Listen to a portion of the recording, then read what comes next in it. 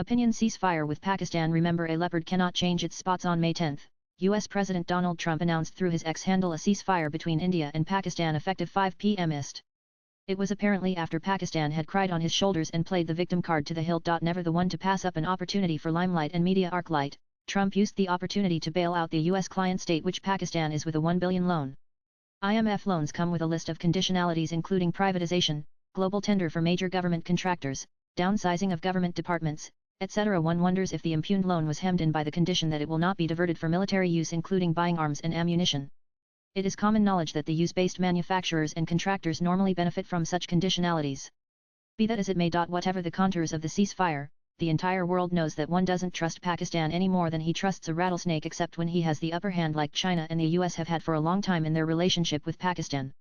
Trump's hyphenating India with Pakistan is not new. That the US has bases in Pakistan is an open secret. But what has stumped Trump watchers is his egregious description of Pakistan as a great nation in his gushing and condescending tweet. Pray what makes it great? Like the articulate spokesperson of the BJP Sudhanshu Trivedi says, while India has its TCS and Infosys to boast, Pakistan's only claim to notoriety is its vast network of terrorist nurseries, 9 of which were destroyed by the Indian Armed Forces in a precision attack on May 7 in retaliation to the Pahalgam massacre orchestrated by Pakistan on April 22 on unsuspecting Hindu tourists. Under Prime Minister Narendra Modi's bold leadership, India has said it will not turn the other cheek. Instead, he enunciated a new doctrine: any act of terror would be treated as an act of war. Adversity brings the best out of one, including a nation. He and his Cabinet Committee on Security, along with the Armed Forces chiefs, crafted a strategy that is bound to keep India in a good stead for decades or even longer. Thus, was born Operation Sindoor, that is going to be India's template to counter Pakistan terror in particular. It is anchored in, and while India will not sit quiet, unlike what the Manmohan Singh government did in the face of the 2611 attacks by the Pakistan-sponsored terrorists, India cannot relax its guard any soon. General Zia-ul-Haq's infamous bleed India by 1,000 cuts remains Pakistan Army and government's pusillanimous permanent plank. Pakistan is piqued by India's rapid growth. Therefore, it hates India viscerally. While the India-Pakistan hyphenation is flattering to its ego and boosts its low self-esteem a wee bit, the equation is ludicrously laughable. It is sad that a few Indian commentators too have become a prey to the misinformation campaign spearheaded by Pakistan with its ally the Global Times of China, and have started talking India and Pakistan in the same breath.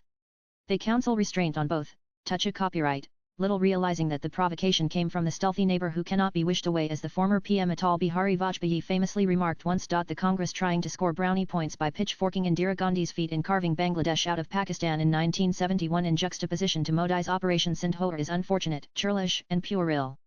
When chips are down, a political party tends to hark back to its past, little realizing that such backhanded compliment to the present leadership does a positive disservice to its own cause in the electoral sweepstakes. Be that as it may. Again, swipe left for next video. Eternal vigilance is not the price for protecting democracy alone, but also from the evil eyes and designs of neighbors.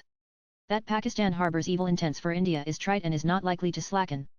It is good that the Indian Armed Forces have only pressed the pause button. It is also good that India has spurned mediation on Kashmir. With a rejigged strategy against Pakistan, India reserves the right to hit back with thunderous force against terror and military installations of Pakistan, even if there is a hint of a small provocation. Suspension of the Indus Water Treaty is a classic example of non-kinetic attack on Pakistan. Together with precision hitting, India has moved to the exalted levels of modern warfare under PM Modi's mature leadership. The writer is a senior columnist. He tweets Smirlid Heron. Views expressed in the above piece are personal and solely those of the author. They do not necessarily reflect NEWS18's views. Latest blogs.